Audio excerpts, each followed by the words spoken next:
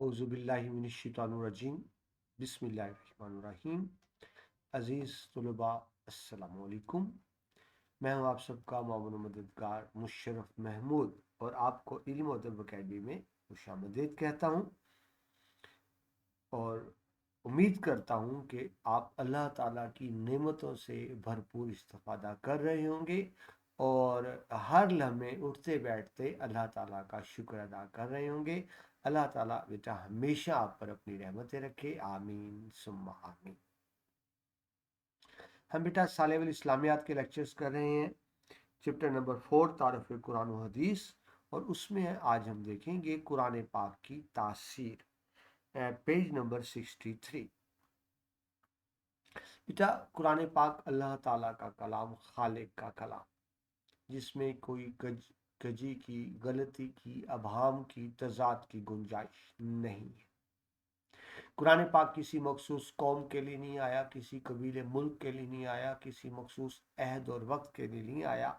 ये क़यामत तक के दुनिया के तमाम इंसानों के लिए रहनुमा किताब, जिस पर अमल करके दुनिया और आखिरत की तमाम नेमतें समेटी जा सकती हैं। यही वजह बेटा कि ये वो कलाम इलाही है जिसमें पढ़ने वालों के लिए बला की तासीर रख दी गई है। ये बेटा कुरान की तासीर ही है जो इसको हिफ्स किया जा सकता है। याद रखिए बेटा, दुनिया की कोई भी किताब हिफ्स नहीं की जा सकती। कोशिश करके देखी लोगों ने, कोई भी किताब हिफ्स नहीं की जा सकती। ये मौजज़ा सिर्फ कुरान पाक ही है कि दुनिया जाने मुसलमान, छोटे छोटे बच्चे 8 9 साल, 6 साल, 7 साल, 6 साल, 5 साल तक के बच्चों की रिवायत भी मिलती है कि उन्होंने हिफ्स कर दिया। ये बेटा कुरान की तासीर है, ये कलाम इलाही की तासीर है कि इसको समझना, इसको याद करना आसान है अगर इसको मोहब्बत से पढ़ा जाए, अकीदत से पढ़ा जाए, रहनुमाई से पढ़ा जाए। ये दिल पर असर करता है, दिल को रोशन करता है। इसके अंदर एक तासीर रखी है अल्लाह ताला ने, ताकि लोग इसको पढ़ें, समझें और इस पर अमल करें और अपनी दुनिया आखिरत को कामयाब बने। सूरह हश्र की आयत नंबर 21 में अल्लाह ताला फरमाते हैं, अगर हम उतारते ये कुरान एक पहाड़ पर तो तू देख लेता कि वो दब जाता, फट जाता अल्लाह के डर से। यानी बताया गया कि कितनी बड़ी नेमत है जो इंसान को दी गई। अल्लाह फरमा रहे हैं कि कुरान पाक कितनी बड़ी नेमत है जिससे इंसान को नवाजा गया। अगर ये पहाड़ पर उतारता तो वो उसका बोझ बर्दाश्त ना कर जा सकता, फट जाता। ठीक है, तो ये वो रहनुमा किताब जो अल्लाह ताला ने उतारी नबी पाक मुस्तफ़ा सल्लल्लाहु अलैहि वसल्लम पर मुसलमानों के लिए। यानी इस किताब की अहमियत, मकाम और मर्तबा बताना मुराद है। ये बेटा कुरान पाक की तासीर ही है कि जब एक मोमिन इसकी तिलावत करता है तो अजीब कैफियत अपने दिल के अंदर महसूस करता है, दिल के अंदर नूर उतरता हुआ महसूस करता है। एक वो कुरान पाक में आता है ना कि दिलों का इत्मीनान तो अल्लाह ताला के जिक्र में ही है। तो एक मुसलमान इसमें सुकून महसूस करता है, फरत महसूस करता है, दिल का इत्मीनान महसूस करता है। ये अल्लाह ताला ने ऐसी तासीर रखी कुरान पाक में। यही दरअसल ईमानी कैफियत है जो ताल्लुक बिल्लाह में इस्तवारी यानी कायम करना और कुरानी तालीमात को अपने अंदर जज्ब करने का सबब बनती है। ये बेटा किसको कहा जा रहा है? कुरान की तासीर को। ये कुरान की तासीर ही है कि जब बंदा कुरान पढ़ता है तो अल्लाह ताला से उसका एक ताल्लुक बिल्ट होता है। वो क्या कहते हैं कि राबता बनता है, कनेक्शन बनता है। देखिए बेटा कुरान पाक क्या है? अल्लाह ताला की हमसे गुफ्तगू। अगर हम कुरान पाक को इस तरह से पढ़ें कि हमारा रब हमसे गुफ्तगू कर, और नमाज को इस तरह से पढ़ें कि हम अपने रब से गुफ्तगू कर रहे हैं, तो नमाज क्या है? मुकालमा, डायलॉग है अल्लाह और बंदे के दरमियान। कुरान क्या है? मुकालमा है। वैसे तो बेटा मुकालमे में एक ही वक्त में दो लोग बोल रहे होते हैं, तो आप एक तरफा मुकालमा कह लें। यानी जब आप कुरान पढ़ें तो इस नीयत से पढ़ें कि अल्लाह आपसे मुखातिब है, तो आपके सामने कुरान के मफाहिम वाज़े होते चले जाएंगे। ठीक है जी, तो कुरान की तासीर नुमाया होती चली जाएगी, अल्लाह से एक ताल्लुक बनेगा, रिलेशन बनेगा। और बेटा जिसका अल्लाह से ताल्लुक बन गया, वो अल्लाह से लो लग गई, तो बेटा दुनिया में भी कामयाब, वो तो आखिरत में भी कामयाब। ٹھیک ہے جی. تو جب ہم قرآن کو اس نیت سے پڑھتے ہیں کہ اللہ تعالیٰ کی رہنما کتاب ہے، اسے رہنمائی لینی ہے، تو ایک تو اللہ تعالیٰ سے تعلق بنتا ہے، اور دوسرا پھر ہم اس قابل ہو جاتے ہیں کہ قرآن تعلیمات کو سمجھ سکیں، اپنے اندر جذب کر سکیں، اس سے رہنمائی حاصل کر سکیں، جب اس نیت سے پڑھتے ہیں کہ یہ رہنما کتاب ہے. آپ نے بیٹا پچھلے لیکچر میں پڑھا اور آپ پہلے بھی جانتے ہیں کہ اللہ فرماتے ہیں اس کتاب کے ذریعے بہت سو کو ہدایت ملے گی اور بہت سے گمراہ ہو جائیں. تو جو قرآن کو ہدایت کی نیت سے پڑھیں گے ان کو یقیناً ہدایت ملے گی، اللہ سے تعلق بنے گا. لیکن جو نعوذ باللہ قرآن کو اس نیت سے پڑھیں گے اس میں کوئی غلطی، کمی، کوتاہی نکالی جائے تو وہ تباہی، بربادی کے علاوہ کچھ چیز ان کے ہاتھ نہیں آئے گی. یہی وجہ بیٹا حدیث مبارکہ میں آتا ہے کہ جب حضور اکرم صلی اللہ علیہ وسلم صحابہ کرام سے قرآن پاک سنتے، بیٹا آپ کی عادت تھی آپ صحابہ کو کہتے ہیں مجھے قرآن سنا، تو اس موقع پر آپ پر رکت کی عجیب کیفیت طاری ہو جاتی. جب آپ پر صحابہ کرام ویسے تو قرآن پاک اللہ نے نبی پاک پر ہی اتارا، لیکن آپ کہتے ہیں مجھے پسند ہے یہ چیز کہ میں صحابہ سے سنوں. تو جب آپ سنتے تھے تو عجیب کیفیت آپ پر طاری ہو جاتی تھی، جو قرآن پاک کی بیٹا تاثیر ہے. اس بارے میں ایک حدیث درج کی جاتی ہے. حضرت عبداللہ بن مسعود رضی اللہ عنہ روایت کرتے ہیں، حضور نے مجھے فرمایا کہ مجھے قرآن سنا. میں نے عرض کی اے رسول اللہ کے رسول میں آپ کو قرآن سناؤں، حالانکہ یہ تو آپ پر نازل ہوا. تو آپ نے فرمایا میں اوروں سے قرآن سننا پسند کرتا ہوں. ٹھیک ہے جی.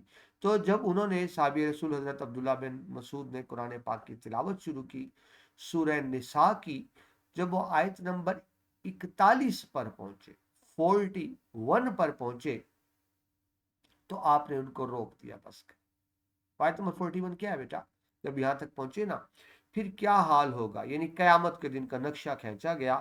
پھر کیا حال ہوگا جب بلاویں گے ہم ہر امت میں سے احوال کہنے والا، اور بلاویں گے تجھ کو ان لوگوں پر احوال بتانے والا.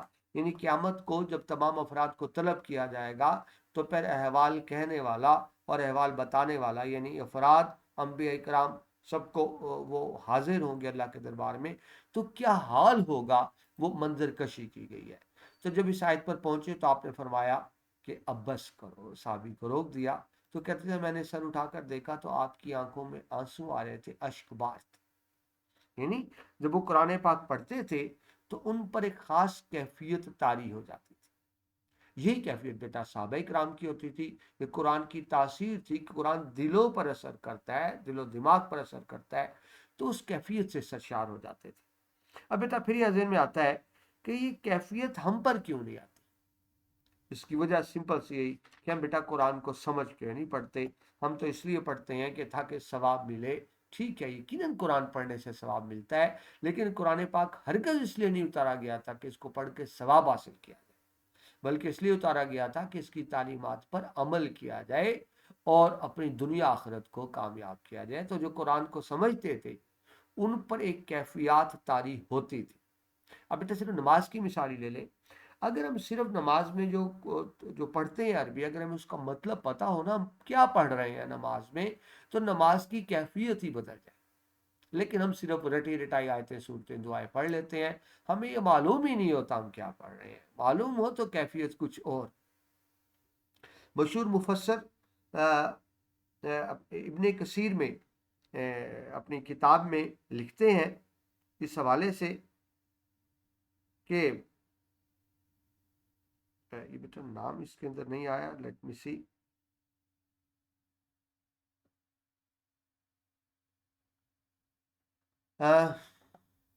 نہ وہ حدیث پاک میں آتا ہے تفسیر ابن کثیر میں جلد 4 صفحہ 51 پر کہ جب مسلمان یعنی صحابہ کرام تلاوت کرتے تھے تو ان کو قرآن پاک کی تلاوت کرنے کا انداز کیا ہوتا تھا. وہ نہ چیختے تھے، یعنی وہ شاؤٹ نہیں کرتے تھے، نہ تکلفات سے کام لے کر مصنوعی کیفیت کا اظہار کرتے تھے، بلکہ ثبات یکسوئی، سکون، ادب و خشیت یعنی اس میں ڈوب کر، پورے انوالو ہو کر اس قدر ممتاز تھے کہ ان صفات میں ان کی کوئی برابری نہ کر سکا. یعنی قرآن کو بہت زیادہ بلند آواز میں بھی نہیں پڑھتے تھے، کوئی بہت زیادہ تکلف یعنی آواز بنا کے بھی نہیں پڑھتے تھے، ٹھیک ہے، سکون کے ساتھ پڑھتے تھے، یکسوئی کے ساتھ پڑھتے تھے، جس کو انگلش میں کہتے ہیں انوالو ہونا۔ وہ جب قرآن پاک کی تلاوت کرتے تھے اس میں اس طرح انوالو ہوتے تھے اور اس طرح قرآن پاک کی تلاوت کرتے تھے کہ صحابہ کرام کی برابری کوئی نہیں کر سکتا بعد میں آنے والا۔ بعد میں آنے والے بیٹا کیوں برابری نہیں کر سکتا؟ کہ انہوں نے خود نبی پاک سے قرآن سنا تھا، وہ قرآن کے مفاہیم کو زیادہ بہتر جانتے تھے، وہ مطالب کو زیادہ بہتر جانتے تھے، سو ان پہ کیفیات بھی اور طرح کی طاری ہوا کرتی۔ مومن کا دل تلاوت قرآن پاک کے وقت جہاں کانپ اٹھتا ہے کہ یہ اللہ تعالیٰ کا کلام ہے، اٹینٹیو ہوتا ہے نا، ساتھ ہی اس کے دل میں سکون کی عجیب سی کیفیت بھی طاری ہوتا ہے۔ ٹھیک ہے، اللہ تعالیٰ کا کلام ہے تو اس کا روب دبدبہ تو ہے، لیکن دل کو سکون بھی ملتا ہے۔ گویا بدن اور دل کا نرم پڑنے کا مطلب ہی سکون حاصل کرنا۔ جب ہم قرآن پاک پڑھتے ہیں ہمارے بدن کو، جسم کو سکون ملتا ہے، دل کو سکون ملتا ہے۔ یہ کیوں ملتا ہے؟ یہ اللہ تعالیٰ کی رحمت ہوتی ہے، یہ اللہ تعالیٰ کی رحمت الہی کا نزول ہوتا ہے کہ جب ہم کلام پاک پڑھتے ہیں تو وہ کیفیت ہمارے اوپر طاری ہوتی ہے۔ لیکن بات پھر میں ایک ہی بات بار بار آپ سے کر رہا ہوں کہ جب ہم اس کو سوچ سمجھ کر پڑھتے ہیں، لیکن بدقسمتی سے قرآن پاک بیٹا ہم وہ پڑھتے ہیں، یہ وہ واحد کتابیں جو بغیر سمجھے پڑھتے ہیں۔ باقی ساری کتابیں بیٹا physics, chemistry, math, biology, Urdu, English سمجھ کے پڑھتے ہیں۔ کاش ہم قرآن کو بھی اسی طرح سمجھ پر پڑھیں تو دنیا آخرت بیٹا دونوں آسان ہو جائے۔ ٹھیک ہے جی، قرآن حدیث سے ثابت ہے کہ تلاوت قرآن پاک کے وقت سکون اور رحمت کا نزول ہوتا ہے۔ یہ قرآن حدیث میں آتا ہے، جب ہم قرآن پڑھ رہے ہوتے ہیں ہدایت لینے کی غرض سے، تو اللہ تعالیٰ کی طرف سے رحمتوں کا نزول ہو رہا ہوتا ہے۔